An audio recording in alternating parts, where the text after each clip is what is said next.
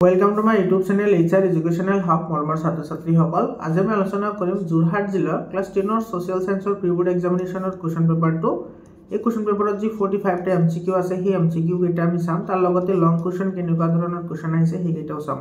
মৰমৰ ছাত্ৰ ছাত্ৰীসকল তোমালোকৰ কাৰণে WhatsApp চেনেল বনোৱা হৈছে তোমালোকে WhatsApp চেনেলত জয়েন হোৱা মই কমেন্ট সেকশনত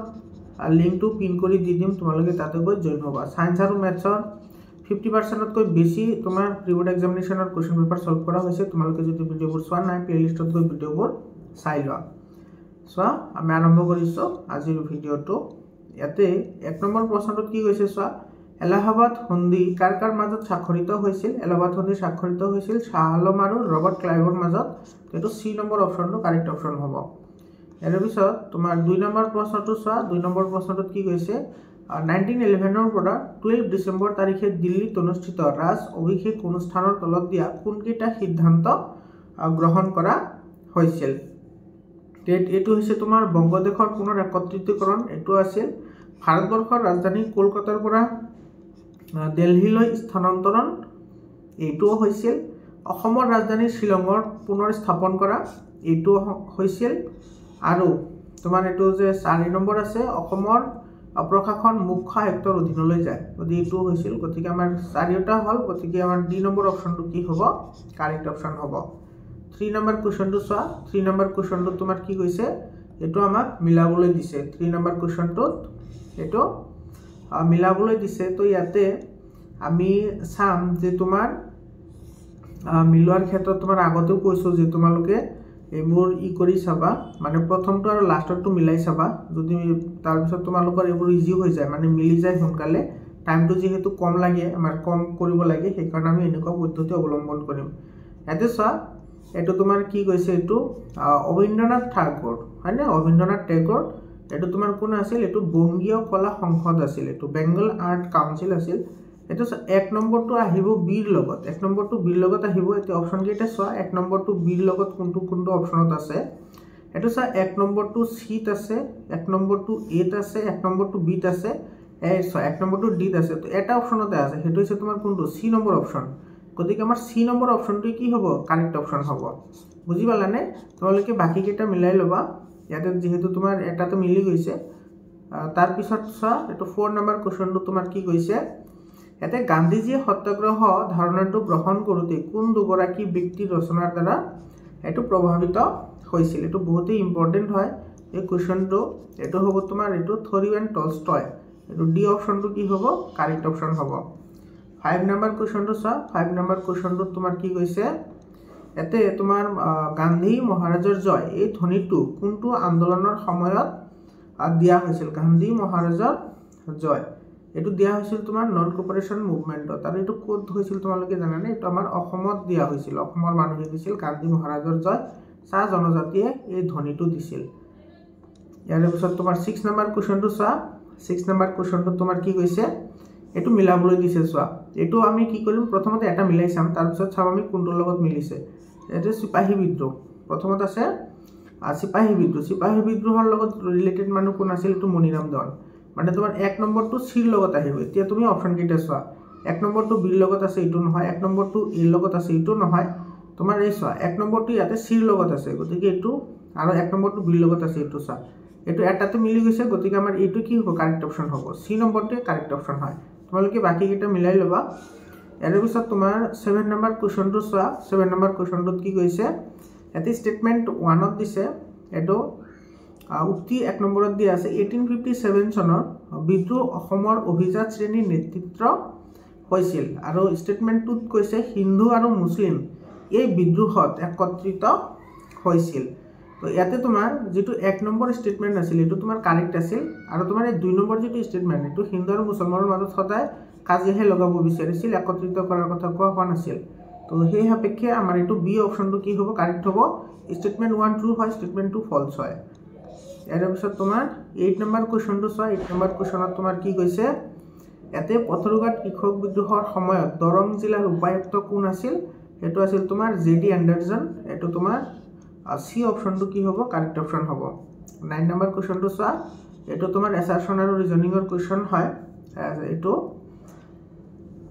ইয়াতে উক্তি এড দিছে তোমাৰ 19 শতিকাৰ শেষৰ ফালে তেজপুৰ আৰু নগাঁৱত ৰায়ত সভাৰ জন্ম হৈছিল, এইটো কাৰেক্ট হয়। আৰু ৰিজন দিছে চোৱা, ইয়াতে ৰায়ত সভাই অসমত ব্ৰিটিছ চৰকাৰৰ দ্বাৰা প্ৰভাৱিত ভূমি ৰাজহ নীতিৰ বিৰোধিতা কৰিছিল, এইটো তোমাৰ কি হয় কাৰেক্ট হয়। তাৰমানে তোমাৰ দুয়োটা কি হ'ব কাৰেক্ট হ'ব, কিন্তু সেইটো এইটোৰ কি নহয় শুদ্ধ ব্যাখ্যা নহয়, গতিকে তোমাৰ এইটো ডি নম্বৰ অপশ্যনটো কাৰেক্ট অপশ্যন হ'ব। 10 নম্বৰ কুৱেশ্যনটো চোৱা, 10 নম্বৰ কুৱেশ্যনটো তোমাৰ কি কৈছে, ইয়াতে অসম প্ৰদেশ কংগ্ৰেছ কমিটিৰ ক্ষেত্ৰত কোনকেইটা উক্তি শুদ্ধ, যিকেইটা শুদ্ধ আমাৰ কেৱল সেইকেইটাহে লাগিব, ঠিক আছে। ইয়াতে তোমাৰ কৈছে প্ৰথম সভাপতি আছিল কুলধৰ চলিহা, এইটো কি হয় কাৰেক্ট হয়। তাৰপিছত প্ৰথম নিৰ্বাচিত সভাপতি আছিল নবীন চন্দ্ৰ বৰদলৈ, এইটো ইনকাৰেক্ট হয়। ইয়াৰ তত্ত্বাৱধানত মহাত্মা গান্ধীক অসমত অসহযোগ আন্দোলন প্ৰচাৰ কৰিবলৈ নিমন্ত্ৰণ কৰা হৈছিল, এইটো তোমাৰ কি হয় কাৰেক্ট হয়। 4 নম্বৰত কৈছে ইয়াৰ 41তম বাৰ্ষিক অধিৱেশন পাণ্ডুত হৈছিল, এইটো কাৰেক্ট হয়। তো তোমাৰ কোনটো কাৰেক্ট হ'ল, 1, 3 আৰু 4, সেই পক্ষে তোমাৰ এইটো ডি নম্বৰ অপশ্যনটো কি হ'ব কাৰেক্ট অপশ্যন হ'ব।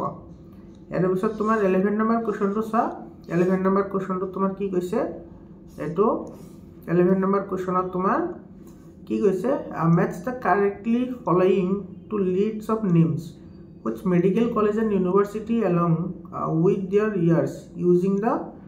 code given below। ইয়াতে তোমাৰ এইটো দিয়া নাই ইফালে 11 নম্বৰ। আচ্ছা 11 নম্বৰ কুৱেশ্যনটো আৰু ইয়াতে 11 নম্বৰ কুৱেশ্যনটো ইয়াতে তোমাৰ উঠা নাই বাৰু, তাৰ কাৰণে সৰি। ইয়াতে তোমালোকে এইখিনি চাই ল'বাচোন, তোমালোকৰ যদি লগত কুৱেশ্যন পেপাৰটো আছে তোমালোকে এইখিনি চাই ল'বা, ঠিক আছে। এতিয়া তোমাৰ 16 নম্বৰ কুৱেশ্যনটো চোৱা, 16 নম্বৰ কুৱেশ্যনটোত কি কৈছে, ইয়াতে 16 নম্বৰ কুৱেশ্যন এইটো তলৰ কোনটো চতুৰ্থ বৃত্তিক বৃত্তি, চতুৰ্থ বৃত্তিকৰ কথা কৈছে, তো ইয়াতে তোমাৰ কোনটো হ'ব প্ৰশাসন, এইটো চতুৰ্থ বৃত্তিক বৃত্তি হয়, এইটো এ নম্বৰ অপশ্যনটো কাৰেক্ট হয়। ইয়াৰ পিছত তোমাৰ 17 নম্বৰটো চোৱা, 17 নম্বৰত তোমাৰ কি কৈছে, ইয়াতে এ নম্বৰত দিছে তোমাৰ অৰ্থনীতিবিদ এইটো জিম্মমানৰ মতে সম্পদ হ'বলৈ বস্তুটোৰ কাৰ্যকাৰিতা আৰু উপকাৰিতা দুটা গুণ থাকিব লাগিব, হয়নে, এইটো তোমাৰ কি হয় কাৰেক্ট হয়। আৰু বি নম্বৰত কৈছে মানুহৰ সম্পদৰ লগত উৎপাদক আৰু উপভোক্তা হিচাপে জড়িত, এইটো কি হয় কাৰেক্ট হয়। আৰু বি নম্বৰ অপশ্যনটো কি হ'ব কাৰেক্ট হ'ব, এ আৰু বি দুয়োটা কাৰেক্ট হয়। 18 নম্বৰ কুৱেশ্যনটো চোৱা,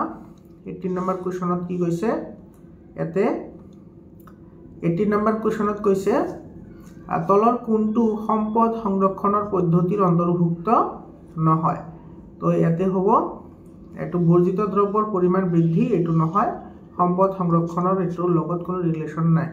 ইয়াৰ পিছত তোমাৰ 19 নম্বৰ কুৱেশ্যনটো চোৱা, 19 নম্বৰ কুৱেশ্যনত তোমাৰ কি কৈছে, ইয়াতে তলত উল্লেখ কৰা কোনবোৰ কাৰক দ্ৰুতগতিত পৃথিৱীৰ পৰিৱেশ পৰিৱৰ্তনৰ কাৰণে দায়বদ্ধ, তো ইয়াতে তোমাৰ এটা জনসংখ্যা বৃদ্ধি হয়, হয়নে, জনসংখ্যা বৃদ্ধিটো হয়। তাৰপিছত আছে তোমাৰ ইণ্ডাষ্ট্ৰিয়েলাইজেশ্যন, এইটোও হয়। আৰু ফৰেষ্টেশ্যনটো নহয়, এইটো ডিফৰেষ্টেশ্যনটো হ'ব পাৰিছিল। আৰু তোমাৰ 4 নম্বৰটোত আছে আৰ্বানাইজেশ্যন, এইটো হয়। তাৰমানে তোমাৰ 1, 3 আৰু 4টো কাৰেক্ট হয়, হয়নে, সৰি 1, 2, 4, 1, 2, 4 কোনটো অপশ্যনত আছে, এইটো তোমাৰ বি নম্বৰ অপশ্যনত আছে, গতিকে বি নম্বৰ অপশ্যনটো কাৰেক্ট অপশ্যন হ'ব। ইয়াৰ পিছত 20 নম্বৰ কুৱেশ্যনটো চোৱা, this gas is not responsible for global warming অৰ্থাৎ তোমাৰ গোলকীয় উত্তাপনৰ বৃদ্ধিৰ কাৰণে তোমাৰ দায়ী নহয় কোনটো, এইটো হ'ব তোমাৰ এচিটাইলিন, এইটো ডি অপশ্যনটো কাৰেক্ট হয়। ইয়াৰ পিছৰ প্ৰশ্নটো চোৱা, এইটো এছাৰশ্যন আৰু ৰিজনিঙৰ কুৱেশ্যন দিয়া আছে। 21 নম্বৰ কুৱেশ্যনটো, 21 নম্বৰত তোমাৰ এছাৰশ্যন কি দিছে চোৱা, পৃথিৱীৰ সকলো ঠাইত জনসংখ্যা বিতৰণ আৰু মানুহৰ জীৱন ধাৰণ প্ৰণালী একে নহয়, এইটো তোমাৰ কি হ'ব কাৰেক্ট ষ্টেটমেণ্ট হ'ব। আৰু তোমাৰ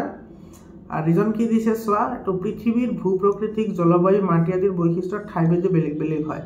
যিহেতু তোমাৰ জলবায়ুৰ ওপৰত মানুহৰ বহুতো কাৰ্যকলাপ নিয়ন্ত্ৰিত হয়, সেইকাৰণে তোমাৰ এইটোৰ কি হ'ব শুদ্ধ ব্যাখ্যাও হ'ব।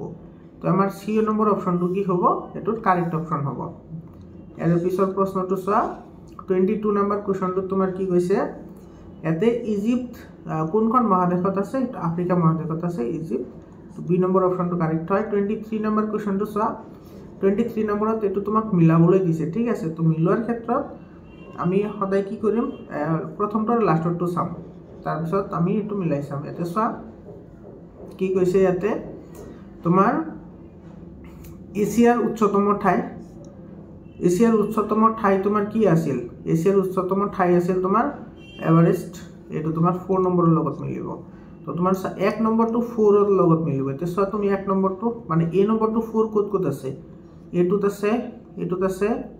আচ্ছা এটোতো আছে আৰু এটোতো আছে হয়নে তাৰ পিছত আমি ডি টো চাও ডি তোমাৰ এটো ডি নম্বৰটোত কি আছে দক্ষিণ আমেৰিকাৰ উচ্চতম ঠাই কোনটো আছিল হেতু আছিল এটো একানকাণ্ডোৱা এটো 3 লগত মিলিব তো D3 ক'ত আছে এতিয়া তুমি হেতু চোৱা D3 এটোত আছে আৰু তোমাৰ এটোত আছে D3 এটো চোৱা তাৰ মানে হয় বি হ'ব নহলে ডি হ'ব তাৰ মানে এটো হৈছে এটোৰ অপচন এটা হৈছে বি ৰ অপচন এইকেইটা হৈছে তোমাৰ এটো ডি ৰ অপচন এইকেইটা তাৰ পিছৰটো চোৱা বি নম্বৰ সি নম্বৰত কি আছে তোমাৰ সি নম্বৰত আছে তোমাৰ আফ্ৰিকাৰ উচ্চতম ঠাই আছিল তোমাৰ এটো কিলিমানজাৰো তো 2 ৰ লগত আহিব সি নম্বৰটো 2 ত আহিব তো সি নম্বৰটো 2 ৰ লগত কোনটোত আছে সো এটোত আছে 4 এটোত আছে বি নম্বৰত আছে গতিকে আমাৰ বি নম্বৰ অপচনটো কি হ'ব কাৰেক্ট অপচন হ'ব এইটো অপচনটো কাৰেক্ট হয় এই অপচনটো ইয়াৰ পিছৰ প্ৰশ্নটো চোৱা 24 নম্বৰ কোৱেশ্চনত তোমাৰ কি কৈছে হেৱাখণ্ডৰ উদ্যোগৰ বাবে তলৰ কোনটো বিকল্প শুদ্ধ হেৱাখণ্ডৰ কথা কৈছে তো ইয়াতে চোৱা অপচন কেইটা চোৱা হেৱাখণ্ডৰ লগত তোমাৰ কোনটো জড়িত হয় হেতুৰ কথা কৈছে তো tourism industry hotel business and trade এটো এ নম্বৰ অপচনটো কাৰেক্ট হ'ব তাৰ পিছত 25 নম্বৰ কোৱেশ্চনটো চোৱা 25 নম্বৰ কোৱেশ্চনটোত কি কৈছে অসমৰ অন্তৰ্গত দীৰ্ঘতম ৰাষ্ট্ৰীয় ঘাইপথটো কোনটো হয় এটো হৈছে নেশনাল হাইৱে 37 এটো বি নম্বৰ অপচনটো কাৰেক্ট অপচন হয় 26 নম্বৰ কোৱেশ্চনটো চোৱা 26 নম্বৰ কোৱেশ্চনটো তোমাৰ কি কৈছে এটো এছাছনত কৈছে যে অসম মানৱ সম্পদত আগবঢ়াবৰ যথেষ্ট সম্ভাৱনা আছে এটো কাৰেক্ট হয় অসমৰ যুক্তি দিছে অসমৰ মুঠ জনসংখ্যাৰ 1/4তকৈ অধিক লোক 15 বছৰৰ পৰা 34 বছৰ বয়সৰ যুৱ প্ৰজন্মই প্ৰতিনিধিত্ব কৰিছে এটো ইনকাৰেক্ট হয় তো এটো কোনটো আছে এছাছন শুদ্ধ আৰু আৰটো ইনকাৰেক্ট হয় এ নম্বৰ অপচনত আছে গতিকে এ নম্বৰ অপচনটো কি হ'ব কাৰেক্ট অপচন হ'ব 27 নম্বৰ কোৱেশ্চনটো চোৱা 27 নম্বৰ কোৱেশ্চনটোত কি কৈছে কোনখন চহৰক অসমৰ মানচেষ্টাৰ বুলি কোৱা হয় তো এটো অসমৰ মানচেষ্টাৰ বুলি কৈছে হয়নে এটো তোমাৰ শুৱালকুছিক কোৱা হয় অসমৰ মানচেষ্টাৰ এটো বি নম্বৰ অপচনটো কাৰেক্ট হয় আৰু ভাৰতৰ মানচেষ্টাৰ তোমাৰ হায়দৰাবাদক কোৱা হয় ইয়াৰ পিছত তোমাৰ 28 নম্বৰ কোৱেশ্চনটো চোৱা কি কৈছে অসমৰ আটাইতকৈ বৃহৎ কৃষিভিত্তিক উদ্যোগটো কি হয় এটো তোমাৰ টি গাৰ্ডেন টি ইন্ডাস্ট্ৰি এটো ডি নম্বৰ অপচনটো কাৰেক্ট অপচন হয় 29 নম্বৰটোত কি কৈছে স্যাৰ তলত দিয়া বিকল্পবোৰৰ পৰা ভাৰতৰ যুক্তৰাষ্ট্ৰীয় ব্যৱস্থাৰ বৈশিষ্ট্যসমূহ বাছি লোৱা ইয়াতে চোৱা ভাৰততে তোমাৰ ডুৱেল সিটিজেনশিপ কেতিয়াও মানে সাপোৰ্ট নকৰে তো 1 নম্বৰটো নহব 2 নম্বৰটোত কৈছে তোমাৰ 2 নম্বৰটোত কি কৈছে ইয়াতে অঙ্গৰাজ্যসমূহৰ বাবে সুকীয়া সংবিধান ব্যৱস্থা এটো নাই আমাৰ ভাৰতবৰ্ষৰ এটাই কনস্টিটিউশন আছে তো আমাৰ ডি নম্বৰ অপচনটো কাৰেক্ট হ'ব দুইটাও শুদ্ধ both 1 and 2 ইনকাৰেক্ট 30 নম্বৰ কোৱেশ্চনটো চোৱা 30 নম্বৰ কোৱেশ্চনত তোমাৰ কি কৈছে এতে এছাছন দিছে তোমাৰ ভাৰত এখন যুক্তৰাষ্ট্ৰ ফেডাৰেল কান্ট্ৰি হয় ভাৰত যুক্তৰাষ্ট্ৰ হয় এটো তোমাৰ কি হয় কাৰেক্ট হয় তাৰ পিছত তোমাৰ কি কৈছে ৰিজনত দিছে ভাৰতবৰ্ষত দুই ধৰণৰ চৰকাৰ আছে ষ্টেট গভৰ্নমেন্ট আৰু সেন্ট্ৰেল গভৰ্নমেন্ট এইটো তোমাৰ কি হয় কাৰেক্ট হয় তো সেই হেতুকে চাবলৈ গলে ইয়াৰে তোমাৰ বি অপচনটো কি হ'ব কাৰেক্ট অপচন হ'ব এটো বি নম্বৰ অপচনটো কাৰেক্ট হয় এটো এছাছন আৰু ৰিজন দুইটা শুদ্ধ আৰু ৰিজনটো এছাছনৰ শুদ্ধ ব্যাখ্যা হয় 31 নম্বৰ কোৱেশ্চনটো চোৱা ইয়াতে তোমাৰ কি কৈছে ৰাষ্ট্ৰসংঘৰ মানৱ অধিকাৰ আয়োগ কেতিয়া গঠন কৰা হৈছিল এটো গঠন কৰা হৈছিল তোমাৰ 46 অৰ 16th of February D number অপচনটো কাৰেক্ট অপচন হয় 32 নম্বৰ কোৱেশ্চনটো চোৱা 32 নম্বৰত কৈছে যে সাৰ্কৰ সম্পূৰ্ণ নাম কি সাৰ্কৰ সম্পূৰ্ণ নাম আমাক সুধিছে তো সাৰ্কৰ সম্পূৰ্ণ নাম তোমাৰ কি আছিল South Asian Association for Regional Cooperation এটো তোমাৰ বি নম্বৰ অপশনটো কি হয় কাৰেক্ট অপশন হয় 33 নম্বৰ কোৱেশ্চনটো চোৱা 33 নম্বৰ কোৱেশ্চনত কি কৈছে মুখ্য কাৰ্যালয়ৰ হৈতে কিছুমান আন্তৰ্জাতিক অনুষ্ঠানৰ নাম দিয়া হৈছে সেইবোৰ আমি কি কৰিব লাগে মিলাব লাগে ইউএনও চোৱা ইউএনও কোড আছিল নিউয়ৰ্ক এটা হেব 2 নম্বৰ এই 2 নম্বৰত কোড আছে চোৱা এইটো তো নাই গতিকে হয় ই হ'ব নহলে সি হ'ব আইসিসি তো দুবাই আছিল না আইসিসি তো বি নম্বৰটো 1ত আহিব এটো সাইটো B4 ত দিয়া আছে গতিকে এটো নহয় তো আমাৰ এটো এই নম্বৰটো কাৰেক্ট হ'ব তোমালোকে বাকি অপশন কেটা মিলাই লবা তোমালোকে মই তোমালোকক সদায় কম ম্যাথছ দা ফলোইং আহিলে তোমালোকে এনেকে মিলাবা বহুত ইজি হয় আৰু তোমাৰ টাইমও কম লাগে ইয়াৰ পিছত চোৱা 34 নম্বৰ কোৱেশ্চনটো চোৱা 34 নম্বৰ কোৱেশ্চনত কি কৈছে ৰাষ্ট্ৰসংঘৰ বৰ্তমান সচিব প্ৰধান কোন হয় এটো এন্টোনিও গুটেৰেছ এটো এই নম্বৰ অপশনটো কি হ'ব কাৰেক্ট অপশন হ'ব 35 নম্বৰ কোৱেশ্চনটো চোৱা কি কৈছে এটো consider the following two statements তলৰ বাক্য দুটা বিবেচনা কৰা এটো এছাছনৰ ৰিজনিংৰ কোৱেশ্চন হয় সচিবালয় হল ৰাষ্ট্ৰসংঘৰ এটো প্ৰাণ কেন্দ্ৰস্বৰূপ এটো তোমাৰ কি হয় কাৰেক্ট হয় সচিবালয় সেক্ৰেটাৰিয়েট হয় ৰিজন কি দিছে চোৱা সচিব প্ৰধান নিৰ্গৰ ক্ষেত্ৰত নিৰাপত্তা পৰিষদৰ স্থায়ী সদস্য ৰাষ্ট্ৰৰ ভূমিকা গুৰুত্বপূৰ্ণ এটো তোমাৰ কি হয় কাৰেক্ট হয় দুটা কাৰেক্ট হয় আৰু যেহেতু তোমাৰ গুটেখিনি কাম কন্ট্ৰোল কৰে সেই কাৰণে হেতু মুখ্য ওই বুলি কৈছে অংগ বুলি কৈছে এই সাপেক্ষে তোমাৰ এটো সি নম্বৰ অপশনটো কি হ'ব কাৰেক্ট অপশন হ'ব এৰ পিছত তোমাৰ 36 নম্বৰ কোৱেশ্চনটো চোৱা 36 নম্বৰ কোৱেশ্চনত কি কৈছে মুদ্ৰাৰ বৈশিষ্ট্য নহয় এটো কোনটো কৈছে এটো জেনাৰেল একসেপ্টেবিলিটি তো থাকিব লাগিব এৰ পিছত তোমাৰ পূৰ্ণ সাদৃশ্যতা এটো থাকিব লাগিব লিকুইডিটি অৰ্থাৎ তাৰ লগত এটো থাকিব লাগিব ইজিলি পাৰ্সিবল কুল আচ্ছা এটো না থাকে তোমাৰ নষ্ট হোৱা গুণটো এটো তোমাৰ মুদ্ৰাৰ বৈশিষ্ট্য নহয় এটো বেয়া গুণহে গতিকে ডি নম্বৰ অপশনটো কাৰেক্ট অপশন হ'ব তলত উল্লেখ কৰা কোনটো কৃষি উন্নয়ন বেংক হয় 37 নম্বৰটো কৃষি উন্নয়ন বেংক বুলি কৈছে এটো নাবাৰ্ড হ'ব এটো এ নম্বৰ অপশনটো কাৰেক্ট অপশন হয় 38 নম্বৰ কোৱেশ্চনটো চোৱা 38 নম্বৰ কোৱেশ্চনত কি কৈছে ইয়াতে তোমাৰ উক্তি দুটা বিবেচনা কৰা আৰু শুদ্ধটো বাছি লোৱা এতে কৈছে তোমাৰ এক নম্বৰত এটা চেক হৈছে অবিহিত মুদ্ৰা চেক তোমাৰ কিহৰ কথা কৈছে অবিহিত মুদ্ৰা বুলি কৈছে তো এটো কাৰেক্ট হয় দুই নম্বৰত কৈছে যে এজন ব্যক্তিয়ে চেক এখন গ্ৰহণ নকৰিবও পাৰে এটো চেকৰ কথা কৈছে তো গ্ৰহণ নকৰিবও পাৰে তো এটো তোমাৰ কি হয় কাৰেক্ট হয় তেৰে সি নম্বৰ অপশনটো কি হ'ব কাৰেক্ট অপশন হ'ব 39 নম্বৰ কোৱেশ্চনটো চোৱা 39 নম্বৰ কোৱেশ্চনটো কি কৈছে এটো সিডবিৰ মুখ্য কাৰ্যালয় কোড আছে এটো লুকনাউত আছে এটো তোমাৰ সি নম্বৰ অপশনটো কাৰেক্ট অপশন হয় 40 নম্বৰ কোৱেশ্চনটো চোৱা দেশ এখনত যোগান ধৰা মুদ্ৰাৰ যিটো অংশ কেন্দ্ৰীয় বেংকে প্ৰত্যক্ষভাৱে নিয়ন্ত্ৰণ কৰে সেই অংশটোক আমি কি বুলি কওঁ এটো উচ্চ ক্ষমতা সম্পন্ন মুদ্ৰা এটো ডি অপশনটো কাৰেক্ট অপশন হয় ইয়াৰ পিছত তোমাৰ 41 নম্বৰ কোৱেশ্চনটো চোৱা ইয়াতে কি কৈছে যিটো প্ৰক্ৰিয়াত অৰ্থনৈতিক উন্নয়নৰ সুফলবোৰ সমাজৰ প্ৰতিটো শ্ৰেণীৰ লোকলৈ সুনিশ্চিত কৰা হয় সেই প্ৰক্ৰিয়াটোক কি বুলি কোৱা হয় হেতুক আমি কম এটো বিত্তীয় অন্তৰ্ভুক্তিকৰণ এটো তোমাৰ সি অপশনটো কাৰেক্ট অপশন হয় 42 নম্বৰ কোৱেশ্চনটো চোৱা এটো নীতি আয়োগৰ